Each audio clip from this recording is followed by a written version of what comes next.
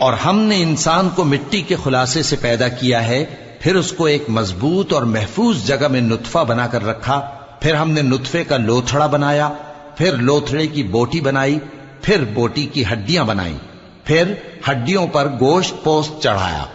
پھر اس کو نئی صورت میں بنا دیا۔ سو بڑا برکت والا ہے اللہ، جو سب سے اچھا بنانے والا ہے۔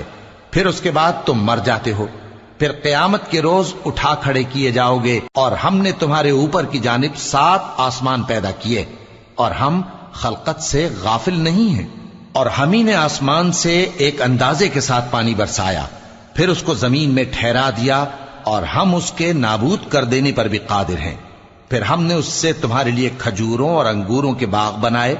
ان میں تمہارے لیے بہت سے میوے ہوتے ہیں، اور ان میں سے تم کھاتے ہو۔ اور وہ درخت بھی ہم ہی نے پیدا کیا جو طور سینا کے دامن میں ہوتا ہے، یعنی زیتون